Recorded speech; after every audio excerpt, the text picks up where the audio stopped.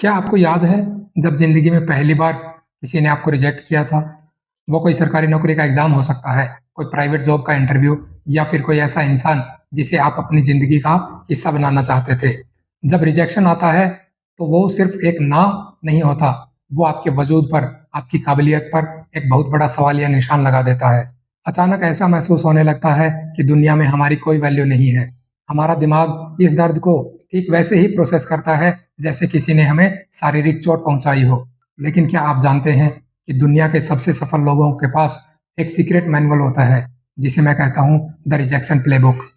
आज हम जानेंगे कि जब पूरी दुनिया आपके चेहरे पर दरवाजा बंद कर दे, तब खुद को अंदर से कैसे जिंदा रखा जाता है। आइए चलते हैं साल 1995 में।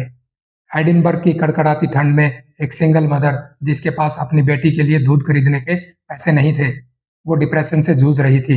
उसका नाम था जोआन रोलिंग। वो दिन भर एक छोटे से कैफे में बैठकर एक जादूगर लड़के की कहानियां लिखती थी। जब मैन्युस्क्रिप्ट तैयार हुई, तो वो उसे लेकर पब्लिशर्स के पास गई। एक नहीं, दो नहीं, लगातार 12 बड़े पब्लिशर्स ने उनके चेहरे पर मना कर दिया। किसी ने कहा कि यह कहानी बहुत लंबी है, किसी ने कहा कि बच्चों की किताबों में पैसा नहीं है, तो किसी ने साफ कह दिया कि तुम्हें लिखना नहीं आता, कोई ढंग की नौकरी ढूंढ लो। सोचिए उस वक्त उस महिला पर क्या गुजरी होगी, जब आपके पास खाने को पैसे ना हो और 12 एक्सपर्ट आपको कह दें कि आप नाकामयाब हैं। तो 99% लोग हार मान जाते, वो अपनी किस्मत को कोसते और उस कहानी को रद्दी में फेंक देते। लेकिन जॉन, जिन्हें आज हम जेके रोलिंग के नाम से जानते हैं, उनके पास वो रिजेक्शन प्लेबुक थी। मनोविज्ञान के अनुसार रेजिलियंस यानी बाउंस बैक करने की अक्षमता तब आती है जब आप पर्सनलाइजेशन को छोड़ देते हैं। रोलिंग ने रिजेक्शन को अपनी पहचान नहीं बनाया। उन्होंने यह नहीं सोचा कि मैं खराब लेखिका हूं। उन्होंने सोचा इन 12 पब्लिशर्स को अभी इस कहानी की वैल्यू समझ नहीं आ रही है।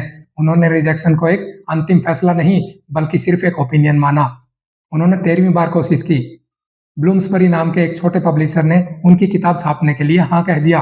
वो भी सिर्फ इसलिए क्योंकि पब्लिशर की 8 साल की बेटी को उस कहानी का पहला चैप्टर बहुत पसंद आया था। उसके बाद जो हुआ वो इतिहास है। हैरी पॉटर दुनिया की सबसे बड़ी बुक फ्रेंचाइजी बनी, जिस पर अरबों डॉलर की फिल्में बनी, और जेके रोलिंग इतिहास की पहली ऐसी लेखिका बनी जो सिर्फ लिखने के दम पर अरबपति बनी। तो जब आज आपके सामने कोई दरवाजा बंद होता है, तो आपकी रिजेक्शन प्लेबुक क्या होनी चाहिए? 3 बातें हमेशा याद रखिए। एक, यह सिर्फ एक ना है, आपकी वैल्यू का सर्टिफिकेट नहीं। अगर किसी कंपनी ने या किसी इंसान ने आपको रिजेक्ट किया है, तो वो आपकी पूरी जिंदगी का फैसला नहीं कर रहे हैं। वो बस यह बता रहे हैं कि इस वक्त इस जगह आपकी जरूरत नहीं है। दो, रिजेक्शन असल में रिडायरेक्शन है। अगर रोलिंग को पहले पब्लिशर ने हाँ कह दिया होता, तो शायद उन्हें वो बड़ी डील और वो आजादी कभी न मिलती जो बाद में मिली। कई बार यूनिवर्स आपके सामने दरवाजा इसलिए बंद करता है क्योंकि वो आपको किसी बड़े रास्ते पर भेजना चाहता है। 3, जब कोई ताली न बजा रहा हो, तब खुद के लिए खड़े होइए। असली परीक्षा तब नहीं होती जब सब आपके लिए चीयर कर रहे होते हैं। असली परीक्षा तब होती है जब चारों तरफ सन्नाटा हो, सबने आपका साथ छोड़ दिया हो, और फिर भी आप सुबह उठकर अपने काम पर लग जाते हैं। अगर आज आप रिजेक्ट हुए हैं, तो निराश मत होइए, आप अकेले नहीं हैं। आप बस अपनी कहानी के उस हिस्से में हैं जहां हीरो को संघर्ष करना पड़ता है।